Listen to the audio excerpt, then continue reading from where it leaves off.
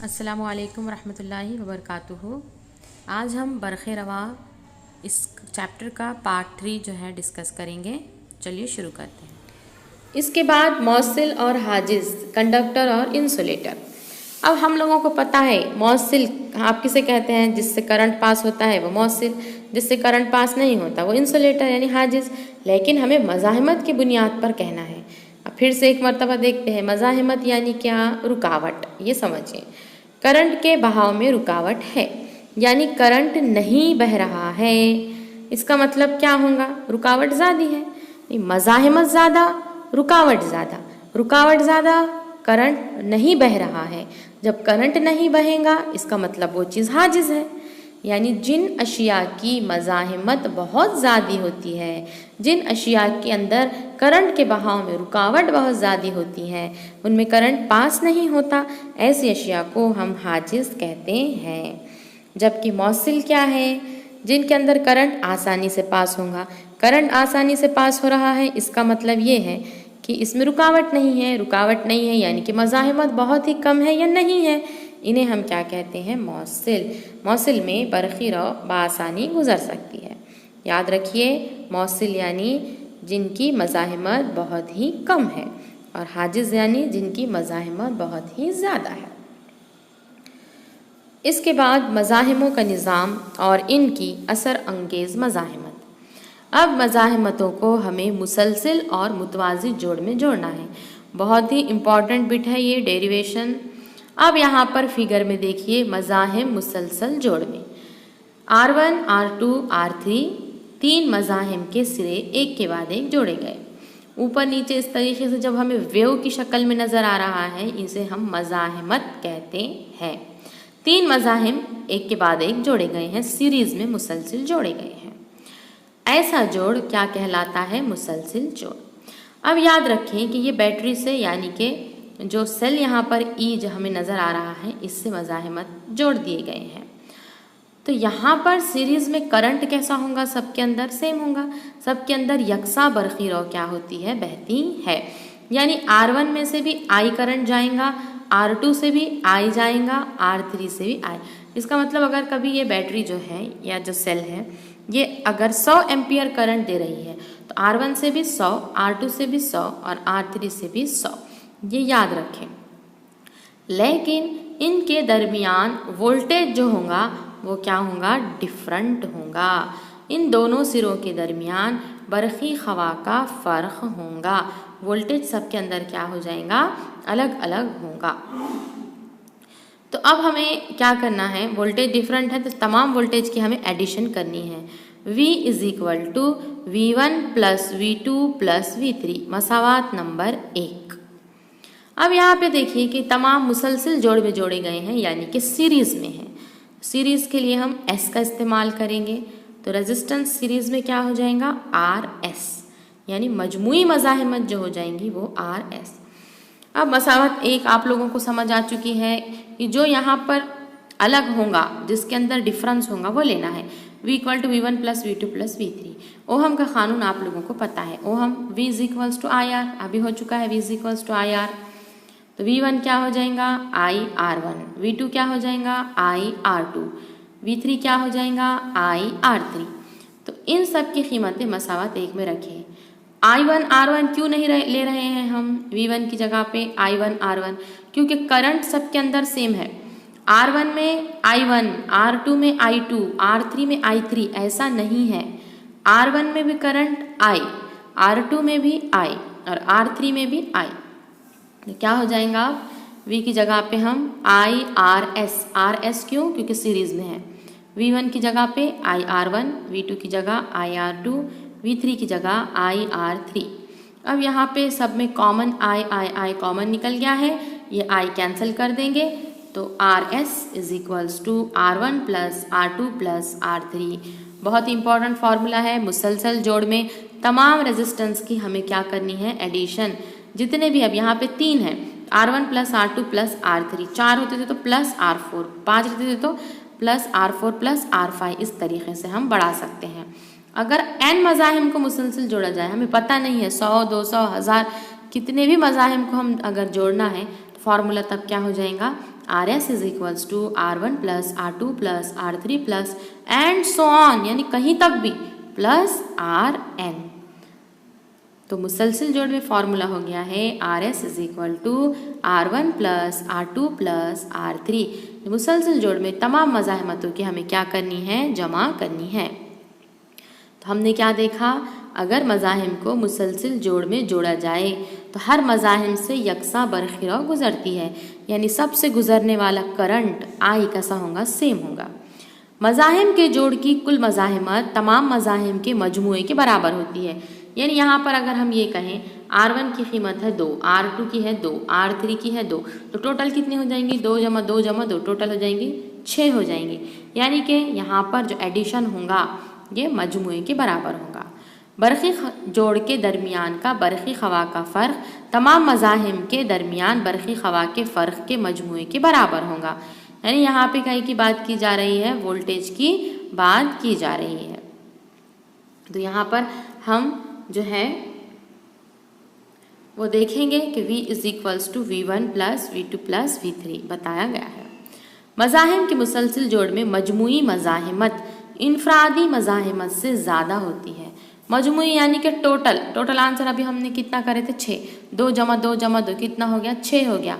6 ये इनफरादी मज़ाहिमत यानी कि एक मज़ाहिमत के एक कितनी है, 2 है, एक की वैल्यू 2 है, तो 6 हमेशा क्या होगा, बड़ा होगा 2 से। वही कहा जा रहा है कि टोटल वैल्यू इंडिविजुअल से क्या होती है, ज़्यादा होती है।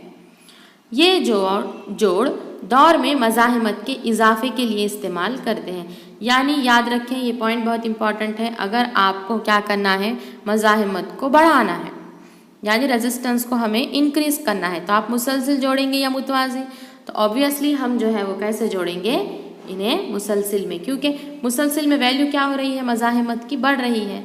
एक R1 की वैल्यू अगर 2 ली जाए, R2 की भी 2, R3 की भी 2, और जब इनको हम तीनों को एक साथ लगाते तो टोटल वैल्यू कितनी आ गई थी, हमारी 6 आ गई थी। यानी टोटल मज़ाहिमत क्या हो गई थी, इंक्रीज़ हो गई थी। यानी जब भी हमें मज़ाहिमतों को इजाफा करना है तो हम इस मुसलसिल जोड़ का इस्तेमाल करते हैं।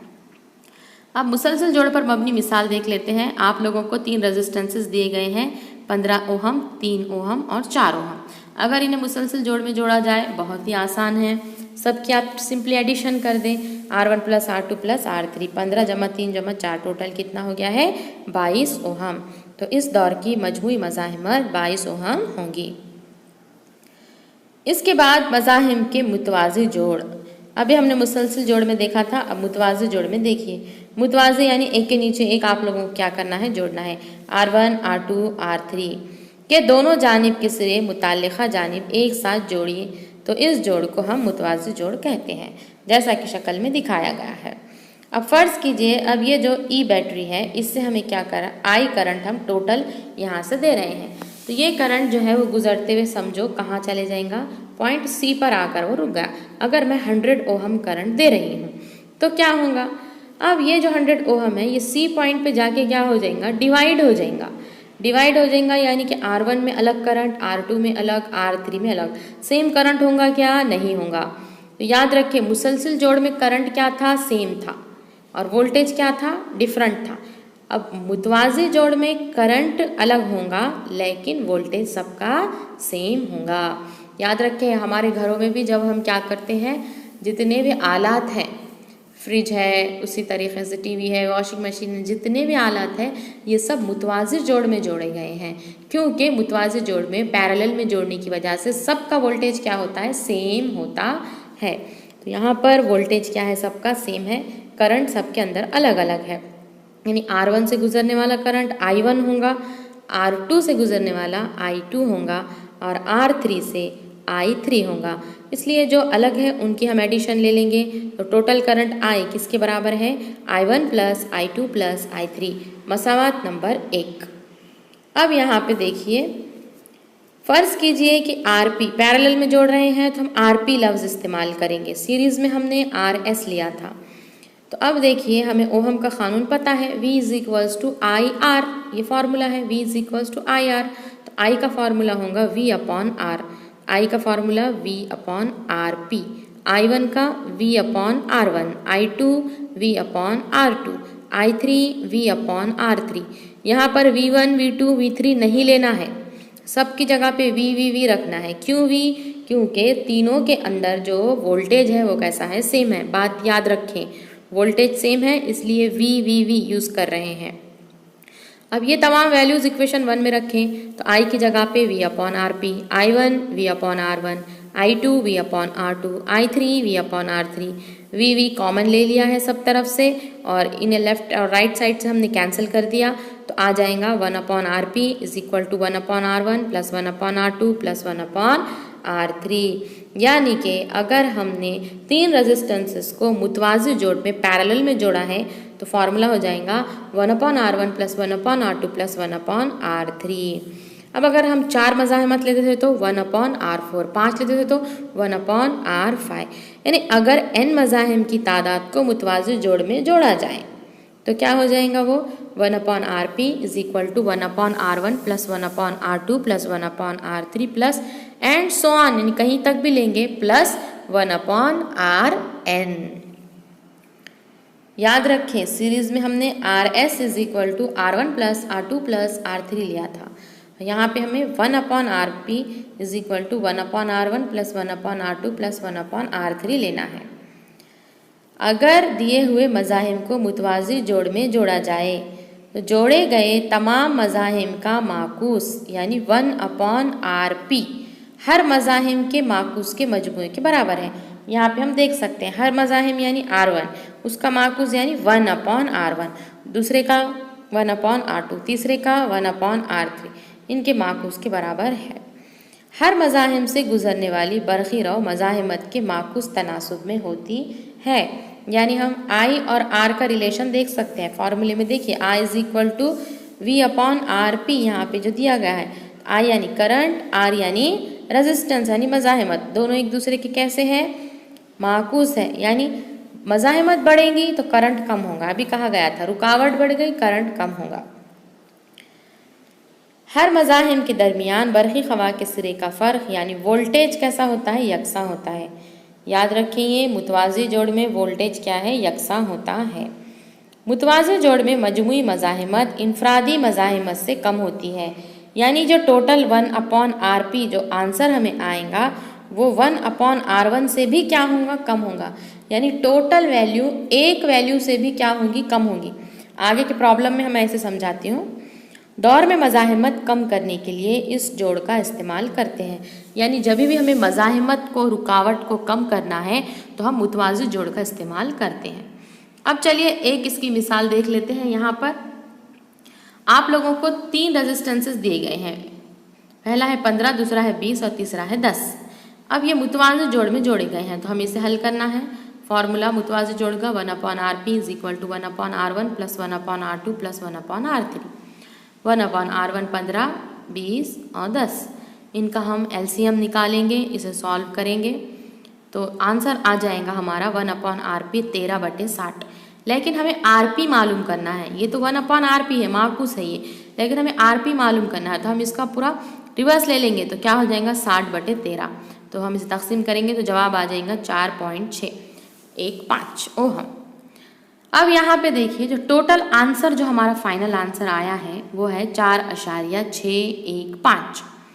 ये वैल्यू हर एक मज़ाहिमत से कम है कि नहीं है। पहली मज़ाहिमत है 15, 15 से कम है 4.6, 20 से कम है, 10 से कम है। तो यही जो प्रीवियस पॉइंट यहाँ पे चौथा था कि मुतवाज़ी जोड़ में मजमूई मज़ाहिमत कितनी आ गई है, यहाँ पे जवाब 4.615।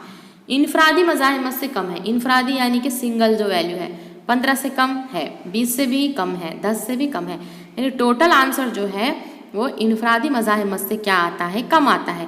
प्रीवियस जो हमने देखा था यहाँ पर जब हम सीरीज़ की बात करते हैं, सीरीज़ के अंदर जो टोटल आंसर हमारा आया था कितना आया था यहाँ पर 22 ओहम। ये हर एक इनफरादी मज़ाहिमत से कैसा था, ज़्यादा। 22 जो है 15 से ज़्यादा है, 3 से ज़्यादा है, 4 से ज़्यादा है। तो याद रखें कि मजमूई मज़ाहिमत ज़्यादा हमें अगर करनी है तो मुसलसल जोड़ में जोड़ें, और अगर हमें मज़ाहिमत को क्या करना है, कम करना है तो हमें मुतवाज़ी जोड़ में जोड़ना होगा। तो यहाँ पर इस तरीके से प्रॉब्लम हो गया है। अब है घरेलू बरक़ी आलात का जोड़। हमारे घरों में हम बरक़ी तवानाई बर्क़ रसानी के तार मेन सप्लाई से हासिल करते हैं। यानी हम देखते हैं कि हमारे पास जो इलेक्ट्रिसिटी आ रही है वो खंभे से, लाइट से हमें आती है, या तो जो तार है वो ज़मीन के नीचे से आते हैं या बिजली के खंभों से पहुंचते हैं।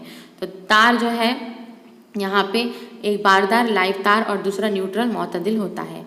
आमतौर पर जो बारदार तार है वो लाल रंग का हाजिज उस पर लगा होता है और जो न्यूट्रल होता है वो सियाह रंग का यानी कि ब्लैक रंग की उसके ऊपर कोटिंग होती है। हिंदुस्तान में इन दो तारों के दरमियान बरक़ी ख़वा का फ़र्क 220 वोल्ट होता है। यानी जो बारदार तार है और जो मोतदिल तार है उनके दरमियान वोल्टेज का फ़र्क 220 वोल्ट है। ये दोनों तार मीटर बोर्ड पर लगे मेन फ्यूज से गुजर कर घर तक पहुँचते हैं। मेन स्विच के ज़रिए ये तार घर की लाइन की तारों से जोड़े जाते हैं और इस तरीके से हर घर में बिजली मुहैया की जाती है। हर आज़ाद बरक़ी दौर में बारदार तार और मोतदिल तार के दरमियान मुख्तलिफ घरेलू बरक़ी आलात को जोड़ा जाता है। यानी जितने भी हमारे घर के आलात हैं वो किसके दरमियान में जोड़े जाएंगे? बारदार और मोतदिल तार के दरमियान। हर बरक़ी आले के दरमियान यकसा बरक़ी ख़वा का फ़र्क होता है, यानी वोल्टेज सेम है। और वोल्टेज कब सेम रहेगा? अभी हमने देखा जब हम मुतवाज़ी जोड़ में जोड़ते हैं, यानी तमाम आलात को हम मुतवाज़ी जोड़ में जोड़ते हैं, जिसकी वजह से जितने भी घर के आलात हैं, जितने भी गैजेट्स मौजूद हैं, उनके अंदर वोल्टेज सेम होगा। इसके अलावा एक तीसरा वायर होता है जिसे हम अर्थिंग तार कहते हैं। इसके ऊपर पीले रंग का हाजिज होता है और जो अर्थिंग की जाती है वो घर के नज़दीक ज़मीन में धाती पट्टी के साथ इस तार को जोड़ते हैं। और अर्थिंग किस लिए की जाती है कि हमारे पास जो भी आलात है वो मेटल से बने हैं। सपोज़ है फ्रिज है, उस तरीके से हम टीवी है और दूसरे भी आलात है, गीज़र हो गया है, हीटर है, तो ये तमाम आलात जो है ये मेटल से बने हुए होते हैं और इसमें करंट की वजह से क्या होगा, हमें शॉक नहीं लगना, इसलिए अर्थिंग की जाती है। अगर ज़्यादा करंट आता है तो वो ज़मीन के अंदर क्या हो जाता है, जज्ब हो जाता है। यानी हिफाजत के लिए हम घरेलू बरक़ी आलात की हिफाजत के लिए हम अर्थिंग तार का इस्तेमाल करते हैं। इसके बाद यहाँ पे फ्यूज़ तार है। बरक़ी आलात को नुकसान से बचाने के लिए फ्यूज़ तार का इस्तेमाल किया जाता है। यहाँ पे आप लोगों को नज़र आ रहे हैं, ये तार मखसूस नुक़्ते इमारत की एक मखलूत धात से बना होता है और इसे बरक़ी आलात के साथ मुसलसल जोड़ में जोड़ते हैं। अगर बरक़ी दौर में किसी वजह से ज़्यादा बरक़ी रव का बहाव हो जाए तो इस तार का दर्ज हरारत बढ़ने की वजह से वो पिघल जाता है और बरक़ी दौर खुल जाता है और बरक़ी रव का बहाव बंद हो जाता है। यानी फ्यूज़ का काम क्या है कि देखिए हमारे आलात के साथ एक ऐसा मुसलसल जोड़ में जोड़ा गया है। यानी सबसे पहले अगर करंट आ रहा है तो वो फ्यूज़ से गुजर कर फिर क्या होगा, हमारे आलात तक पहुँचेगा।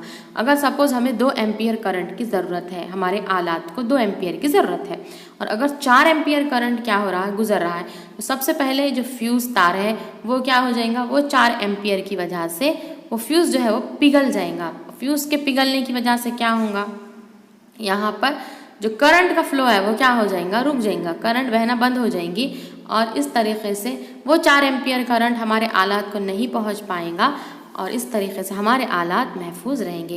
यानी इसका मतलब ये है कि फ्यूज़ भी बरक़ी आलात को महफूज रखने के लिए इस्तेमाल किया जाता है। ये तार पोर्सिलीन जैसी मज़ाहमती शय से बने हुए एक खाने में लगाया जाता है।